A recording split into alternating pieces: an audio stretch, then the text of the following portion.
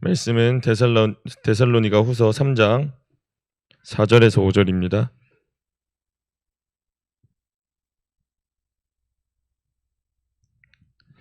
데살로니가 후서 3장 4절에서 5절 말씀입니다.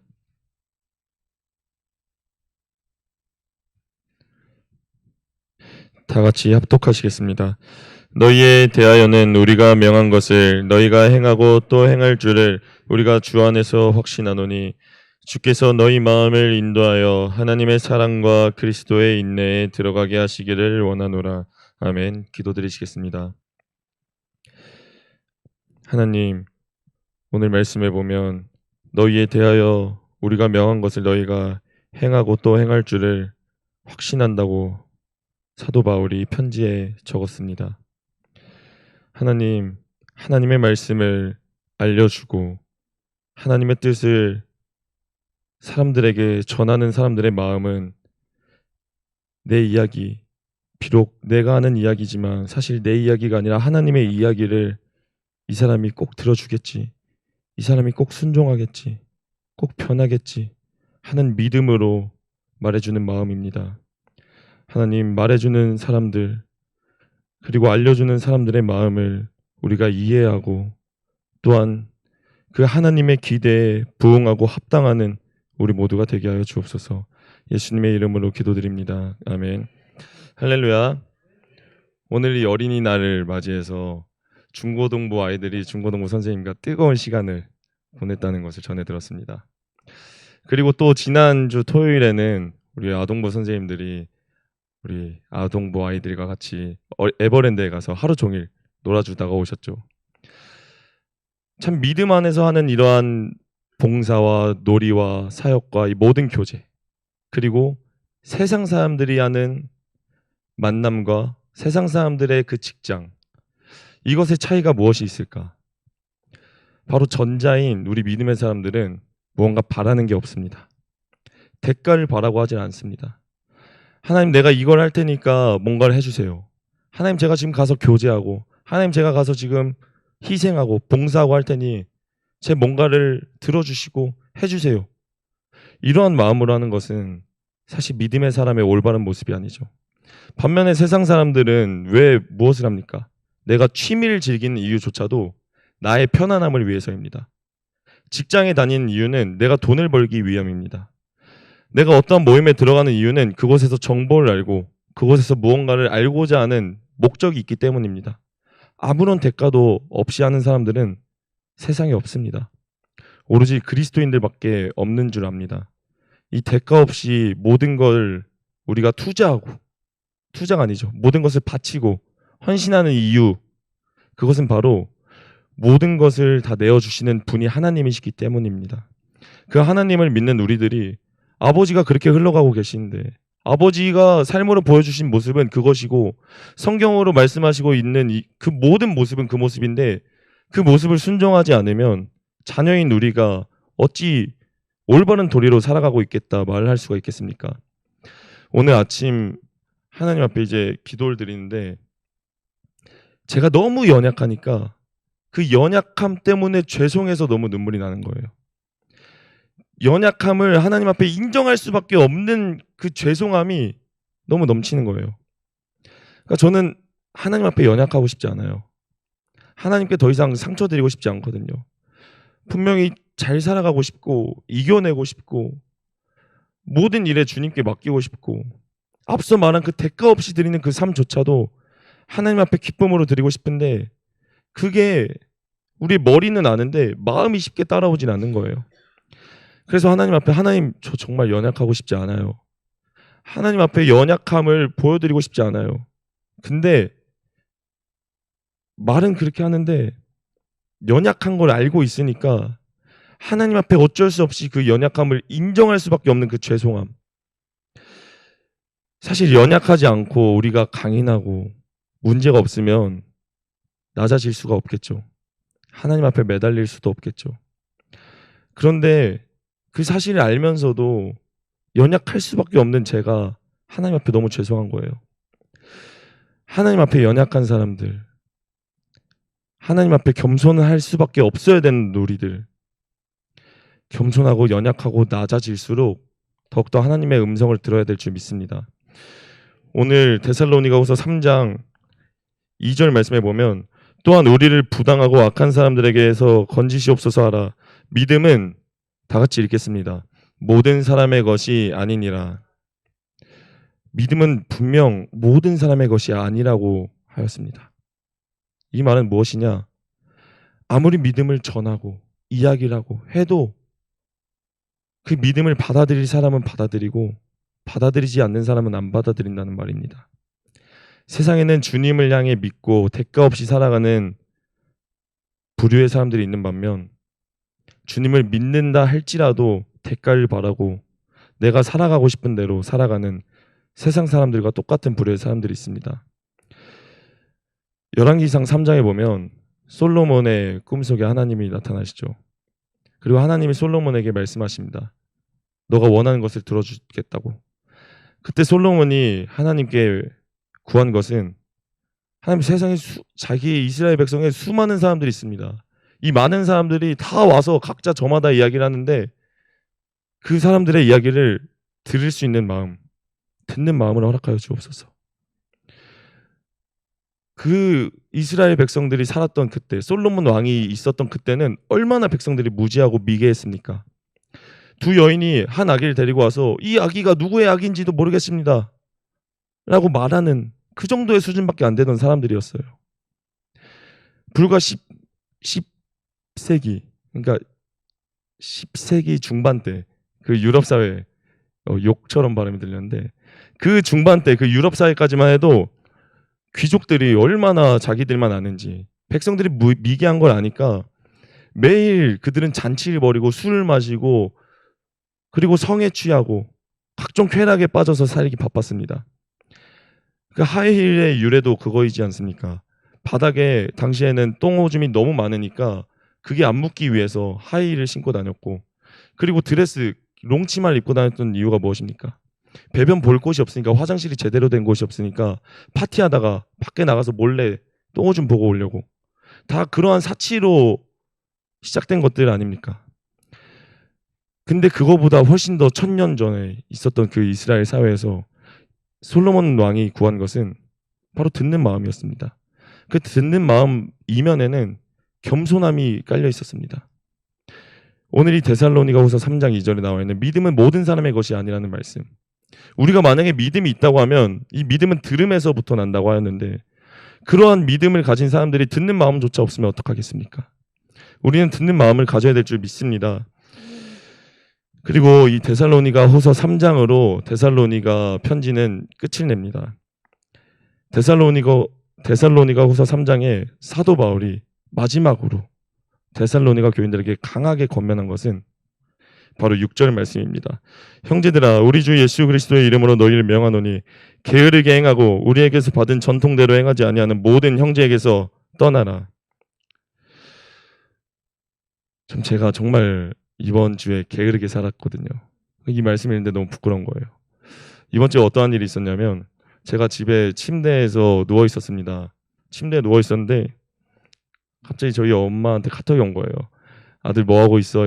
이래서 저 집에 있는데요. 그랬더니 집에 왜 있어? 이러길래 제가 오늘 집에 있겠다는데 무슨 상관이세요? 이제 카톡을 그렇게 보냈어요. 엄마는 그냥 물어본 거야 이러셨는데, 괜히 찔리니까 엄마한테 이제 그렇게 말을 했죠. 이 게으름이라는 것은 한번 물들기 시작하면 정말 고쳐나가기 힘든 것 같습니다. 그 학생 때도 그 시험 기간을 우리 친구들이 보냈잖아요. 우리 아이들이 이제 시험 기간을 보냈는데 제가 고등학생 때는 시험 기간이 정말 즐거웠어요. 왜냐면 일찍 끝나니까. 학교에서 정한 뜻은 일찍 끝나니까 집 가서 공부해, 돌아보면서 공부하고 그 다음 시험을 준비해, 이거였겠지만 시험 일찍 끝났으니까 PC방 가야죠. 친구들이랑 모여서 공부한다고 하고 공부는 안 하고 수다 떨고 놀고, 이게 얼마나 하나님 앞에 부끄럽습니까? 사도 바울은 우리에게서 받은 전통대로 행하지 아니하는 모든 형제에게서 떠나라고까지 말했습니다. 어떻게 우리를 본받아야 할지를 너희가 스스로 아나니 우리가 너희 가운데서 무질서하게 행하지 아니하며 누구에게서든지 음식을 값없이 먹지 않고 오직 수고하고 애써 주야로 일함은 너희 아무에게도 폐를 끼치지 아니하려 함이니. 사도 바울이 데살로니가 교인들에게 와서 내가 너네들에게 무질서하게 행동한 걸 너네가 본 적이 있냐? 내가 너네들에게 얻어먹으려고 무언가 막 바라고 이런 적이 있냐? 너네들에게 패도 안 끼치려고 내가 주야로 일을 했다. 낮에는 데살로니가 교인들을 만나서 성경을 가르치고 권면도 해주고 이렇게 살아가면 안 돼, 다독여주고, 또 밤에 돌아가면 그냥 자신의 게으름에 빠져서 무방비하게 있는 게 아니라 내가 해야 할 일, 뭐 천막을 만들고 갑옷을 만들고 그러한 일을 하였겠죠. 저는 그러기에 참 온전한 모습으로 살아가지는 않았습니다. 어떻게 보면 되게 이중적으로 살았던 것 같습니다. 하나님 앞에 아무리 겉으로 보기엔 훌륭해 보이고 점잖아 보이고 괜찮아 보이는 것 같아도 그 이면에 다른 사람들이 보지 않는 그 속에서 유일하게 주님은 보고 계실 텐데, 근데 그때 내가 게으르게 살아간다면 하나님 앞에 제가 어떻게 그 잣대를 피해갈 수 있을까요? 제가 아무리 옳은 말을 하고 앞에 나와서 성경에 나와 있는 말씀을 이렇게 말한다 하더라도 제 이번 주의 삶이 너무 하나님 앞에 부끄럽고 비단 이번 주뿐이었겠습니까?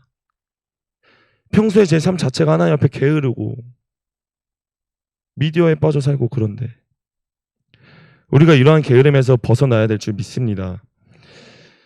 그리고 또 게으르다는 것은 바뀌지 않는다는 뜻인 것 같습니다. 단순히 내 삶에서 나는 게으름에는 해당하지 않는 것 같아. 아침에 일찍 일어나지. 그리고 항상 나는 규칙적인 삶을 살아. 비단 게으름은 거기서 끝나지 않죠.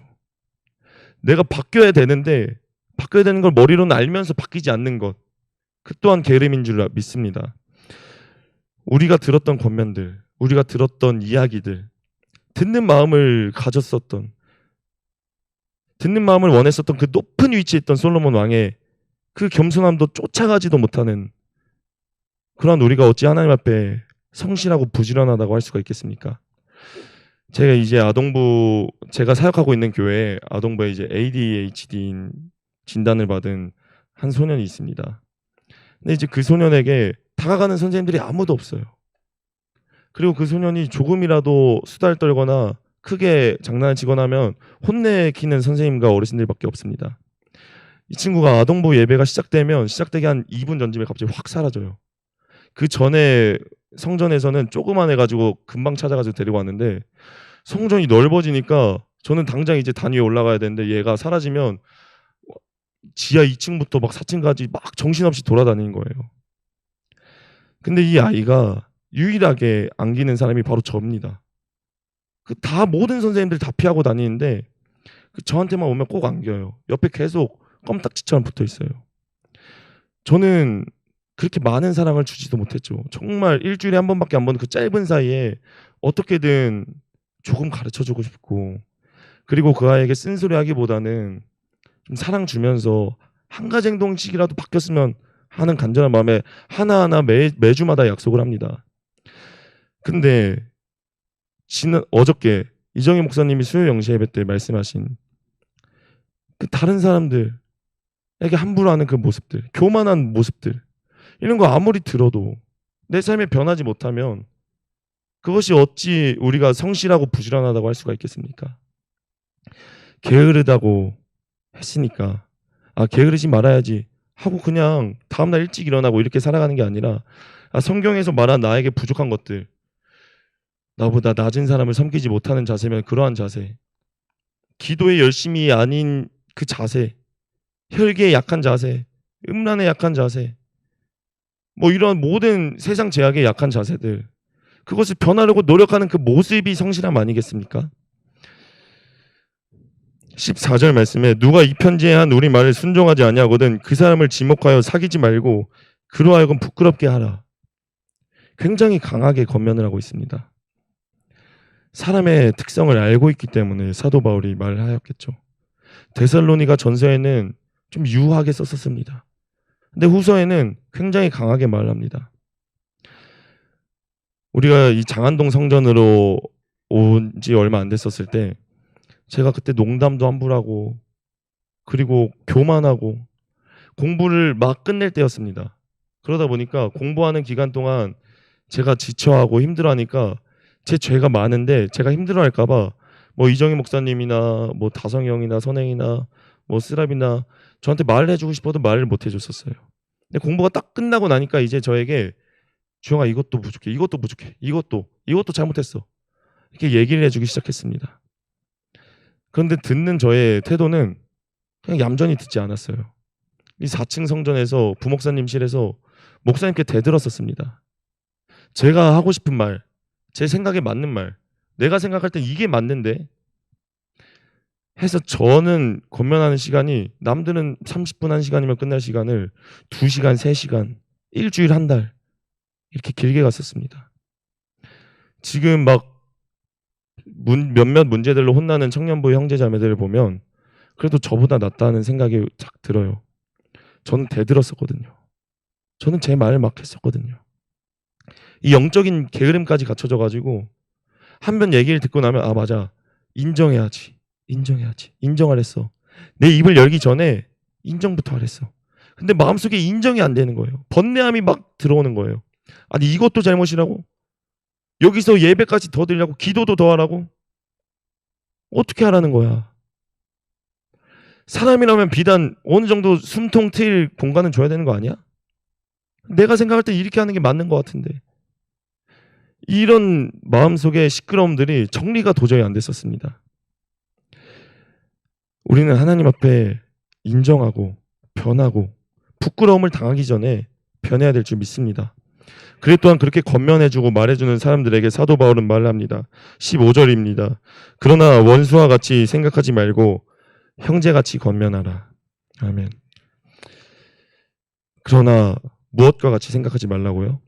원수와 같이 생각하지 말라고 나와 있습니다. 원수와 같이 생각을 하고 어느 순간 내가 어떠한 사람의 죄를 계속 들었을 때 계속 답답한 마음이 들고 내 짜증부터 일어나고 하면은 그건 거울을 보지 못하는 모습이겠죠. 내 자신이 어떠한지도 모르고 내가 뒷면에서는 그렇게 죄 짓고 잠도 많이 자고 그렇게 하는데 앞에서 옳은 말 한다. 그건 진짜 원수처럼 생각하고 지적질만 하는 거지. 형제같이 생각하였으면 그 제가 변하기 전, 물론 아직도 많이 모자라지만 제 옆에서 같이 노력해준 사람들과 같은 사랑을 제대로 주지 못했다는 사람이겠죠. 이 데살로니가 후서 3장 말씀을 끝으로 우리가 하나님 앞에 이 영적인 게으름에서 탈출해야 될 줄 믿습니다. 믿음은 모든 사람의 것이 아닙니다. 하나님께서 선물해 주시는 것입니다. 우리 스스로가 하나님의 뜻에 관해서 나는 이건 못 이길 것 같은데, 이건 아닌 것 같은데 이렇게 생각하는 순간 이미 하나님의 부르심에 의문을 던진 것 같습니다. 하나님은 완벽하신 분이셔서 하나님의 부르심에는 결코 실패란 없거든요. 이 공간에 모인 한 사람 한 사람 한 영혼, 어느 영혼에게도 하나님이 실수로 이곳에 보내신 분이 결코 아니십니다. 그 하나님의 부르심을 믿으며 우리도 믿음이 우리들에게 속한 사람이라면 정말 듣는 마음도 가지고 영적인 게으름에서 탈출하는 우리 성도님들이 되시길 이 시간 간절히 부탁드리겠습니다. 기도드리겠습니다. 하나님, 참 게으릅니다. 육적으로도 게으르고 영적으로도 게으릅니다. 생각하는 것도 귀찮아하고 앞에 나가서 웃어주고 인사하고 말 걸어주는 것도 귀찮아합니다. 이기적으로 살아가면 참 편하겠죠. 그냥 가끔 사람들 볼 때 좋은 소리하고 선물해주고 그리고 내 삶을 나와 내 가정으로만 가득 채운다면 그것만큼 편한 삶은 없겠죠. 그런데 하나님은 그렇게 살지 말라고 하십니다. 이기적으로 너 스스로만 보지 말라고 하십니다. 자기 양식을 조용히 일하여서 먹음으로 남들에게 피해도 주지 말라. 절대 게으르게 살지 말라 라고 말씀하십니다. 하나님의 말씀에 순종하는 우리들이 되게 하여 주옵소서. 예수님의 이름으로 기도드립니다. 아멘.